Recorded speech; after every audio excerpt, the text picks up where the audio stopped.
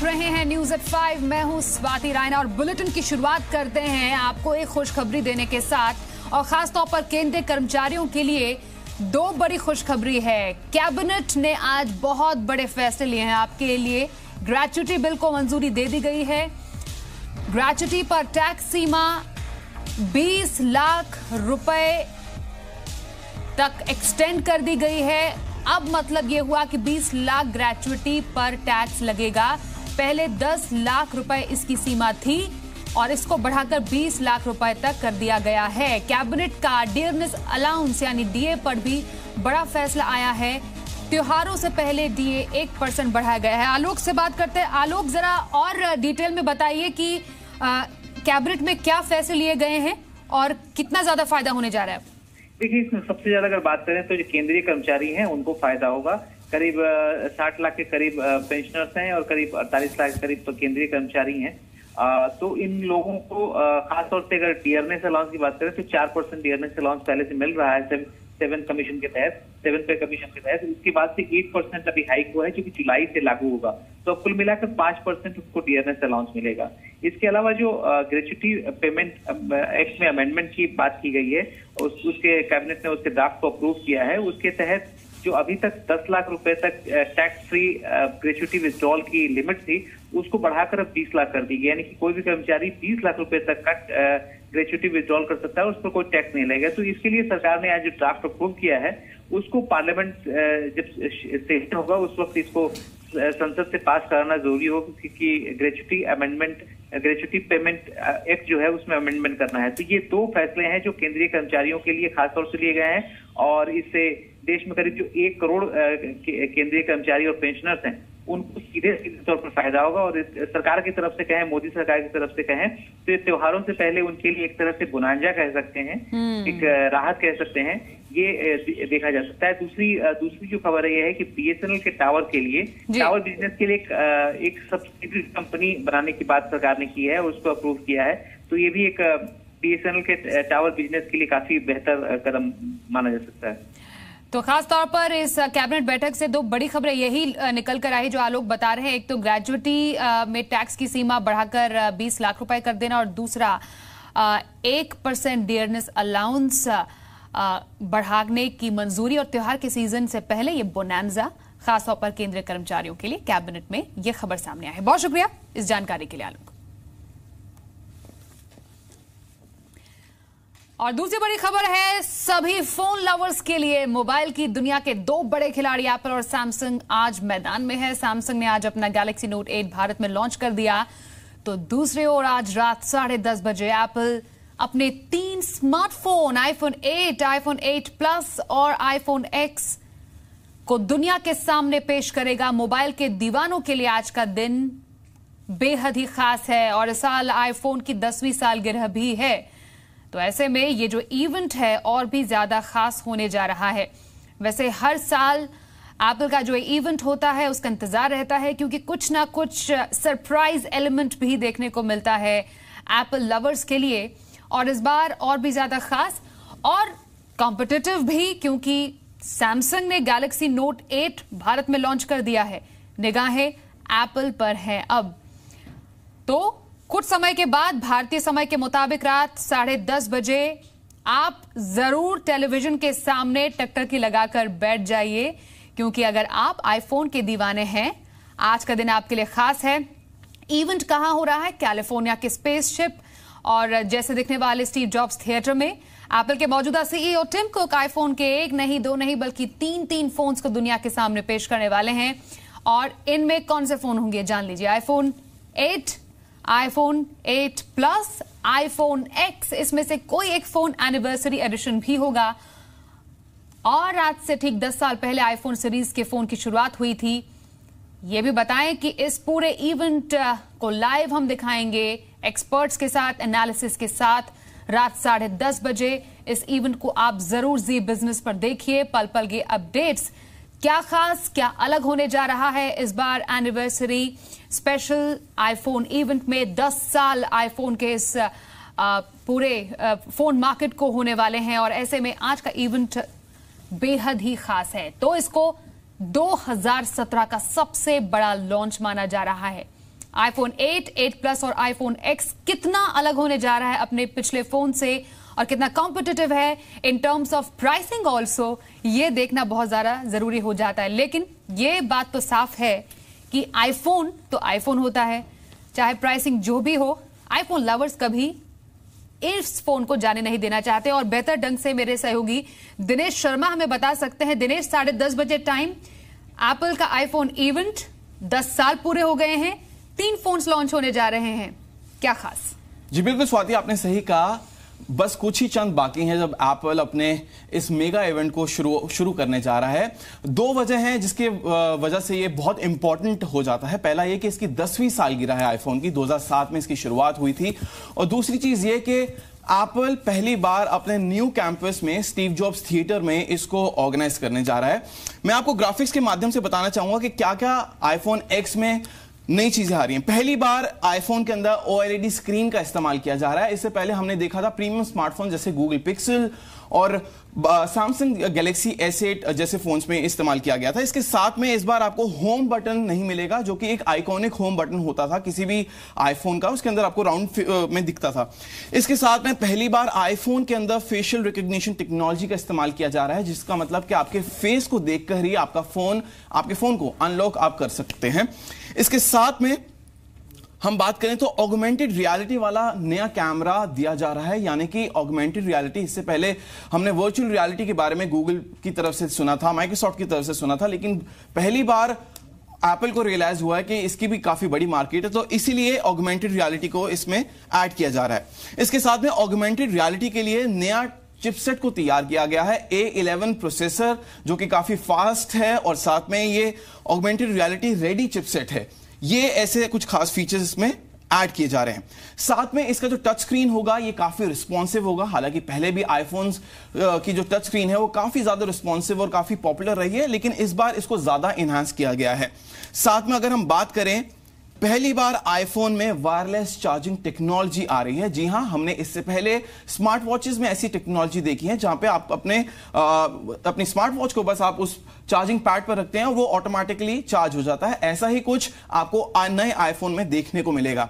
बात रही इसके दाम की, तो जो रूमर्स कह रहे हैं, जो सूत्र हमें बता रहे हैं, उसका दाम होगा $1000। जी हाँ, ये थोड़ा निराशाजनक होगा यहाँ के कस्टमर्स के लिए, लेकिन स्वाति, ये इसकी अभी इंफॉर्मेशन हमारे पास आई है, यानी कि भारत में आते आते इसका दाम लगभग 90 से 95 हजार हो जाएगा। जी स्वाति। बट 90 से 95 हजार में भी जो आईफोन लवर्स हैं वो शायद ऐसे फोन को अपने हाथ से जाने ना दे। Thank you so much Dinesh, क्योंकि आपको भी एक्चुअली पूरे अपडेट पर नजर बनाए रखनी है कि आखिरकार फोन लवर्स के लिए फोन क्या कुछ खास लेकर आया है। फिलहाल इस बातचीत के लिए बहुत शुक्रिया। लेकिन इस इवेंट से पहले राइवल सैमसंग ने भारत में गैलेक्सी नोट 8 को लॉन्च कर दिया है। इसकी कीमत रखी गई है 67,900 रुपए। बिक्री 21 सितंबर से शुरू है। प्री बुकिंग सैमसंग शॉप और Amazon इंडिया से आप कर सकते हैं। नोट 8 को फिलहाल 2 रंग, मिडनाइट ब्लैक और मेपल गोल्ड में पेश किया गया है। इस इवेंट में मेरे सहयोगी अभिषेक तेलंग मौजूद रहे। उनके हाथ में नया नवेला गैलेक्सी नोट 8 भी है। क्या खास है इसमें, जानते हैं उनसे। आज दिन में इंडियन मार्केट में लॉन्च हो गया है सैमसंग का most awaited smartphone Samsung Galaxy note 8। तो ये जो नोट 8 है ये डायरेक्ट कंपटीशन एप्पल के आईफोन 8 को तो देगा ही देगा, पर इसके अलावा इस फ़ोन में जो खास बातें हैं, क्योंकि पिछले साल जैसा कि आप सब लोगों को याद होगा कि नोट डिवाइसेस में कुछ ऐसे हादसे हुए जिस कारण से नोट 7 काफ़ी बदनाम हुआ था, लेकिन सैमसंग अब उस चैप्टर से बहुत आगे बढ़ चुका है। S8 की अगर हम बात करें, जो इस साल की शुरुआत में सैमसंग ने लॉन्च किया था, भारत में बिकने वाले ज़्यादातर फ्लैगशिप डिवाइसेस में 68% मार्केट शेयर सैमसंग के गैलेक्सी S8 का है, यानी कि वो सक्सेसफुल अपनी एक सक्सेस क्रिएट कर चुका है। और नोट 8 को भी सैमसंग ने इसी लिहाज से लॉन्च किया है कि शायद क्योंकि नोट जो डिवाइस की जो कैटेगरी है इसकी अपनी एक लेगेसी रही है। अगर नॉर्मल हार्डवेयर के स्पेसिफिकेशंस की बात करें तो एंड्रॉयड के लेटेस्ट ऑपरेटिंग सिस्टम पर चलता है, 7.1.1 नूगेट के ऊपर ये चलता है, 6GB रैम दी गई है। जो कैमरा है डुअल लेंस सेटअप वाला कैमरा दिया गया है, पर खास बात यह है कि दोनों जो लेंस हैं उसके अंदर ऑप्टिकल इमेज स्टेबलाइजेशन दिया गया है, जिसकी मदद से आप अगर वीडियो शूट करते हैं तो वीडियो में जो जर्क्स हैं वो मिनिमम हो जाएंगे। कीमत की अगर बात करें, 21 तारीख से आप इसको खरीद सकते हैं इस फ़ोन को, और इसकी कीमत 67,900 रुपीज़ यानी 68,000 रुपये। और इसके साथ सैमसंग एक अपग्रेड प्रोग्राम लेकर आया है जिसमें आप इसमें एक इनबिल्ट माय सैमसंग नाम से एक ऐप के ज़रिए आप इसके फ़ोन को, अपने किसी भी पुराने फ़ोन को, अगर सैमसंग का नोट आप यूज़ करते हैं उसको रिप्लेस कर सकते हैं, उस फ़ोन को बेच सकते हैं ऑनलाइन। चलिए, खासियत आपने जान ली है सैमसंग नोट 8 की। फिलहाल अब शेयर मार्केट की भी बात कर लेते हैं। क्या हाल रहा आज मार्केट का? रफ्तार बनी हुई है अभी भी। ग्लोबल संकेतों और घरेलू निवेशकों की खरीदारी से बाजार को आज सपोर्ट मिला। दिग्गजों के साथ निवेशक छोटे और मझोले शेयरों में आज अच्छी खासी तेजी देखी गई है। निफ्टी आज न सिर्फ 10,000 के ऊपर टिका बल्कि 10,100 के करीब जाकर बंद हुआ। सेंसेक्स भी 250 अंकों से ज्यादा की शानदार बढ़त बनाने में कामयाब रहा। चौतरफा खरीदारी का आलम यूं रहा कि मिड कैप और स्मॉल कैप इंडेक्स में 1% से ज्यादा की तेजी रही। यही नहीं, सारे सेक्टर इंडेक्स हरे निशान पर बंद हुए। बाजार को गुलजार करने में घरेलू फंड अहम भूमिका निभा रहे हैं। विदेशी निवेशकों की बिकवाली के सामने घरेलू फंड्स का अच्छा सपोर्ट मिल रहा है।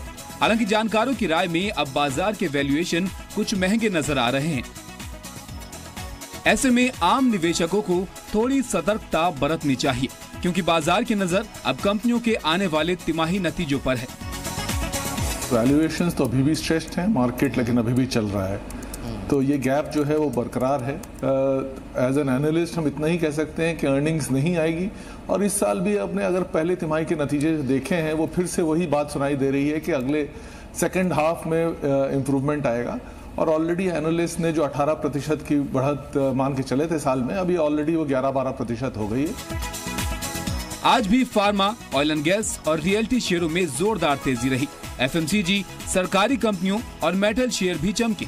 बाजार के साथ कदम ताल करते हुए ऑटो शेयरों ने भी रफ्तार भरी। निफ्टी में शामिल 50 में से 40 शेयर बढ़त पर बंद हुए। निफ्टी के हीरो में बीपीसीएल, गेल और टाटा मोटर्स शामिल रहे। इसके अलावा बैंक ऑफ बड़ौदा और सन फार्मा ने भी 3% से ज्यादा की छलांग लगाई। सेकेंडरी के साथ प्राइमरी बाजार भी गुलजार रहा। मैट्रिमनी.com का आईपीओ दूसरे दिन ही पूरा भर गया। जानकारों की माने तो अब निवेशकों को चुनिंदा शेयरों में खरीदारी करनी चाहिए। निवेशकों को ये सलाह दे रहे हैं कि इस वक्त आप मार्केट में सूचकांक को मत देखिए, अच्छे स्टोरीज पकड़िए और निवेशित रहिए। ये जब अच्छे नंबर आएंगे उसके बाद में एफआईज वो सब जो लगातार बेच रहे हैं तब अपने शॉर्ट कवरिंग के लिए आएंगे और उस वक्त इनको और ऊंचा बाजार मिलेगा। पिछले 2 दिनों में निफ्टी 121 अंक चढ़ा और सेंसेक्स में 360 अंकों की शानदार तेजी देखी गई।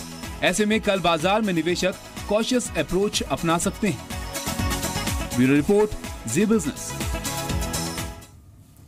सरकारी बैंकों की हालत सुधारने के लिए सरकार ने जो कदम उठाए हैं वो शायद काफी नहीं है, ये कहना है रेटिंग एजेंसी फिच का। रेटिंग एजेंसी का कहना है कि पीएसयू बैंकों के सामने काफी चुनौतियां अभी भी हैं। The situation has been rather weak over the last many years, but clearly the report highlights that one, of course, the banks are quite undercapitalized, and two, whatever is being pumped in or has been pumped in by the government and will likely be pumped in is simply not going to be enough for them to address the challenges of growth, low provisions, high NPL stock, and so on and so forth. So yeah, overall, and as we have highlighted in the past, that while the urgency and the nudge towards resolution is a step in the right direction, but unless the capital hole is addressed, we are not sure what to what extent would these steps meet their logical conclusion. GDP के 6% से नीचे लुढ़कने के बाद आज सबकी नजरें IIP यानी औद्योगिक उत्पादन के आंकड़ों पर है और जी बिजनेस के अनुमान के मुताबिक जुलाई में इंडस्ट्रियल ग्रोथ में रिकवरी की उम्मीद है। महीना दर महीने आधार पर आईआईपी ग्रोथ -0.1% से सुधरकर 1.8% हो सकती है। इसकी तुलना पिछले साल जुलाई आईआईपी से करें तो ये उस वक्त 4.5% थी। दरअसल जुलाई में कोर सेक्टर ग्रोथ 2.4% बढ़ी थी। आईआईपी में कोर सेक्टर का हिस्सा 40% से ज्यादा होता है, इसलिए उम्मीद यही है कि आईआईपी ग्रोथ में भी रिकवरी दिखेगी। साथ ही आज ही अगस्त रिटेल महंगाई के आंकड़े भी आने हैं, उस पर भी नजर रखनी होगी। जी बिजनेस का अनुमान यह है कि अगस्त में सीपीआई बढ़कर 3.2% हो जाएगा, क्योंकि अगस्त में सब्जियां, सर्विसेज, फ्यूल कीमतों में बढ़त देखी गई थी।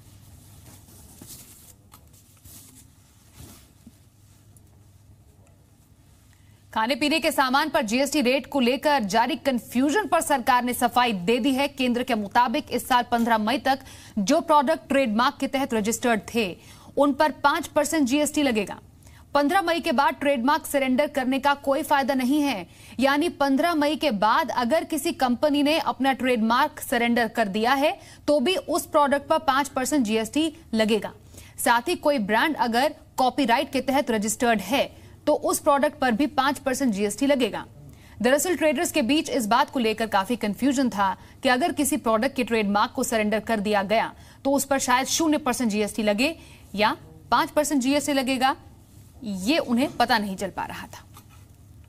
चुनावी साल नजदीक है और सरकार अपने हर एक वादे को लेकर एक्शन में दिखाई दे रही है। 2019 के चुनाव से पहले स्मार्ट सिटी प्रोजेक्ट का फायदा सीधे जमीन पर दिखे, इसके लिए सरकार हरकत में आ चुकी है। अर्बन डेवलपमेंट मिनिस्ट्री ने राज्यों को चिट्ठी लिखकर स्मार्ट सिटी से जुड़े प्रोजेक्ट्स को समय से पहले पूरा करने को कहा है। ऊंची ऊंची इमारतें, कुछ तैयार और कुछ पर काम जारी। विदेशों की तर्ज पर बनी सड़कें, हाईवे पर रेस्टोरेंट, ये तस्वीरें देश के पहले स्मार्ट शहर गिफ्ट सिटी की हैं। इसी तर्ज पर मोदी सरकार की 100 शहरों को स्मार्ट बनाने की योजना है, जहां हाईटेक सुविधाएं होंगी, वर्ल्ड क्लास ट्रांसपोर्टेशन होगा, सरकारी काम के लिए सिंगल विंडो सिस्टम होगा। सरकार ने पहले बैच में 20 शहरों को स्मार्ट बनाने के लिए चुना है। इन शहरों में 29 प्रभावशाली प्रोजेक्ट्स की पहचान की गई है, जिससे आम आदमी को सीधा फायदा होगा। खास बात यह है कि केंद्र सरकार ने स्मार्ट शहरों के लिए स्मार्ट सिटी चैलेंज कंपटीशन का ऐलान किया है। इनाम की राशि 50 लाख रुपए तक रखी गई है। 1 अप्रैल 2018 तक पूरे होने वाले प्रोजेक्ट्स ही इस प्रतियोगिता में शामिल होंगे। मतलब साफ है, सरकार ये सब स्मार्ट सिटी प्रोजेक्ट्स के इम्प्लीमेंटेशन में तेजी लाने के लिए कर रही है। जानकार मानते हैं कि स्पेशल पर्पस व्हीकल यानी एसपीवी मॉडल काम नहीं कर रहा है, लिहाजा लोकल बॉडीज को छोटे छोटे प्रोजेक्ट्स पर ध्यान देना होगा। छोटे छोटे वार्ड वाइज योजनाएं बनाएं। एक वार्ड है जो म्यूनिसिपैलिटी का, उसको लेके अगर फोकस करके योजनाएं बनाएं, बजाय इसके कि 500 एकड़ 300 एकड़ का स्मार्ट सिटी बनाने का एक है, उसके बजाय हर वार्ड को अगर हम सुंदर बनाने के लिए कदम उठाएं तो बहुत ही कामयाब और जैसे कहते हैं कि कम खर्च में ये काम हो सकता है। स्मार्ट सिटी के अलग अलग पैमाने होते हैं। मार्च 2015 में फोर्ब्स ने 5 स्मार्ट शहरों की लिस्ट जारी की थी, जिसमें पर्यावरण और पार्किंग के मामले में स्पेन का बार्सिलोना टॉप पर था। ट्रैफिक मैनेजमेंट में अमेरिका का न्यूयॉर्क शहर था। लंदन टेक्नोलॉजी और ओपन डाटा के मामले पर अव्वल नंबर पर था। फ्रांस का नाइस शहर पर्यावरण की श्रेणी में टॉप पर था। टेक्नोलॉजी के प्रयोग में सिंगापुर का नाम था। अगले साल जून में स्मार्ट शहरों की घोषणा को 3 साल पूरे हो जाएंगे, लिहाजा सरकार चाहती है कि 2019 के चुनावों से पहले स्मार्ट शहरों का असर दिखना भी शुरू हो जाए, ताकि सरकार को चुनाव में इसका फायदा मिल सके। प्रकाश प्रियदर्शी, जी मीडिया। स्टील मंत्री चौधरी बीरेंद्र सिंह ने कहा है कि स्टील प्लांट के रिवाइवल का काम करीब पूरा हो चुका है। आने वाले दिनों में स्टील का उत्पादन 30 से 40% तक बढ़ेगा। चौधरी बीरेंद्र सिंह से खास बातचीत की हमारे सहयोगी प्रकाश प्रियदर्शी ने। एक क्वेश्चन स्टील पीएसयूज के रिवाइवल प्लान को लेकर है। एक स्ट्रैटेजी ये बनाई गई है कि जो प्लांट वाइज प्रोडक्शन टारगेट है उसको अचीव करना है और उसको लेकर एक स्ट्रैटेजी बनाई गई। उसमें कितना ग्रोथ है? ये एक तो हम एक प्लांट को प्लांट ऑफ एक्सीलेंस, जो स्टील में बेस्ट, जिसको लोग कोट करें, जिसकी लोग अनुसरण करें, एक तो ये इनिशिएटिव है हमारा। और दूसरा जो एक्सपेंशन और मॉडर्नाइजेशन की जो है, उसमें 95% काम खत्म हो चुका है। 5% भिलाई में बाकी है, वो भी हो जाएगा। लेकिन उसका जो रैंपिंग अप है उसमें थोड़ा सा समय लग रहा है। मैंने कहा कि इसको तेजी लेके आओ ताकि रैंप अप भी 70-80% तक हम एक अगले 6 महीने में, साल में पहुंच सके। और उससे हमारी कैपेसिटी कम से कम, मैं ये मान के चलता हूँ कि जो आज कैपेसिटी है उसमें 30 और 40% का एकदम क्वांटम जंप मिलेगा। सर एक सवाल, आयरन ओर का प्राइसिंग फार्मूले की बात है, वो प्राइसिंग फार्मूला आखिर उसमें क्या होगी? वो कमेटी मैंने कॉन्स्टिट्यूट की हुई थी 6 महीने पहले।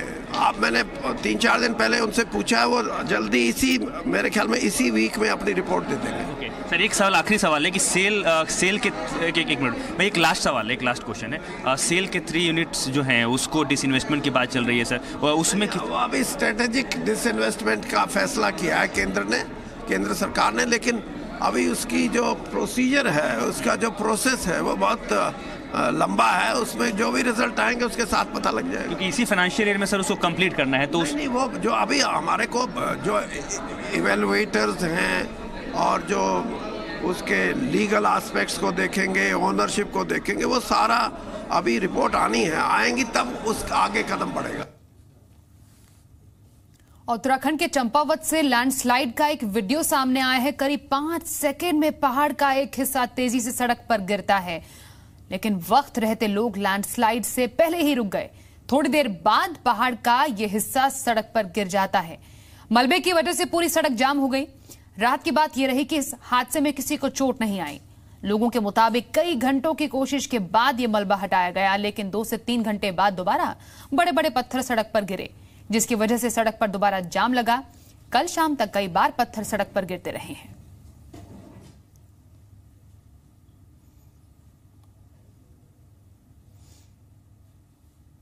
अब बड़ा अजब सा मामला आपको बताते हैं। एक बंदर ने अपनी सेल्फी ली, लेकिन इस पर अधिकार किसका है, बंदर का या कैमरे के मालिक का? कॉपीराइट मामले के मामले में मंकी सेल्फी के नाम से मशहूर इस अनोखे केस में आज फैसला हो गया है। दरअसल ये केस सैन फ्रांसिस्को का है। ये फोटो साल 2011 की है, जब wild life photographer David Slater Indonesia के एक नेशनल पार्क में दुर्लभ जानवरों की तस्वीर लेने गए थे। उस वक्त एक बंदर ने कैमरे का बटन दबाना शुरू कर दिया और कई तस्वीरें क्लिक हो गईं। और इस तस्वीर पर लोगों का ध्यान तब गया जब स्लेटर ने विकिपीडिया पर बिना उनकी मंजूरी के फोटो के इस्तेमाल का आरोप लगा दिया। इसके बाद ये people for the ethical treatment of animals यानी पेटा ने स्लेटर पर कोर्ट केस कर दिया। हालांकि अब इस फैसले पर दोनों पक्षों में सहमति बन चुकी है। सहमति के तहत अब स्लेटर को इस फोटो के जरिए जितनी भी कमाई होगी उसका 25% हिस्सा इंडोनेशिया में पाए जाने वाले इस दुर्लभ प्रजाति के बंदरों की सुरक्षा के लिए दान देना होगा।